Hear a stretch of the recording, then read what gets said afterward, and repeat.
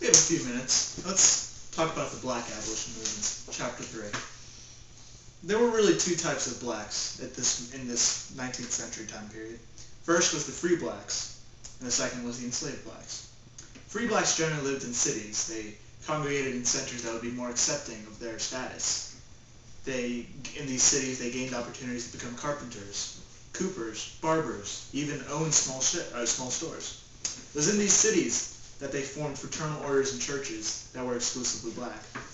The best example of this, of course, is the African Methodist Episcopalian Church. Religion is an important topic to talk about when you're talking about the Black Abolition Movement. In Africa, black culture was filled with rich, diverse religious customs and beliefs. Although some of the first slaves were Muslim and different pagan religions, a few acquired Christian beliefs when they were brought to the New World. As slavery evolved into an American-based Southern institution, slave religion turned mostly to Christianity. Slaves worshipped in the same churches as whites, but sat in segregated sections. And although they listened to the same sermons as whites, slaves did not necessarily draw the same conclusions. And when new black churches began to be founded, these provided a community center for blacks to congregate and discuss various ideas about abolition, and further organize the Black Abolition Movement. Enslaved blacks were a different story. Mostly, enslaved blacks would try to find outside jobs to pay for their freedom. They would grow and sell crops in their spare time to make money for their eventual cost of emancipation. Of course, this did not exclude them from acting out in various ways against their masters. First was to sabotage crops or machinery and destroy the investments of the master. Second, more dramatically, was to kill, poison, or in any way incapacitate the master so as to facilitate an escape. The third, which was the more temporary fix, was to gossip, ridicule, or make fun of their master behind their backs. There were many more organized armed rebellions against white masters. First and most major of which was Nat Turner's rebellion. Nat Turner was a slave in the 1800s, way back when. Let me tell you about the slave rebellion he did begin.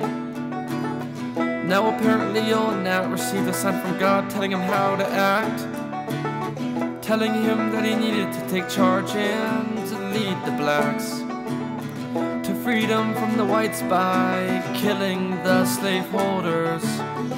And thus a fiery rebellion did begin to smolder. Now Nat did exactly what God bid, killing 55 whites. Oh, what a bloody sight, what a bloody sight. The rebellion was stopped violently, but what's really important here is that the rebellion did instill in whites certain accurate fear. Thus the whites responded by spelling out new black laws. Now all in all, the rebellion demonstrated the turmoil that was its cause. This was, as old Jefferson said, a fire bell in the night for the troubles that were fast coming into America's sight. More power.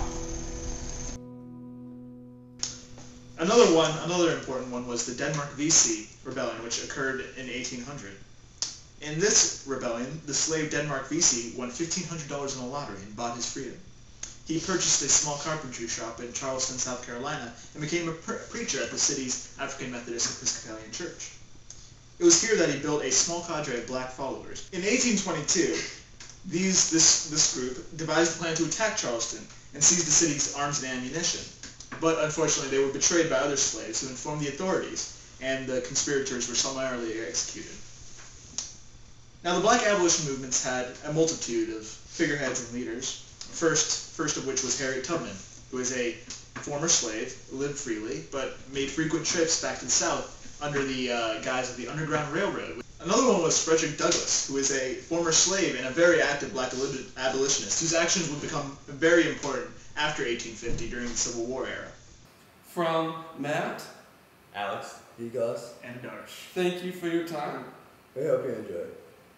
I'm Nat Turner.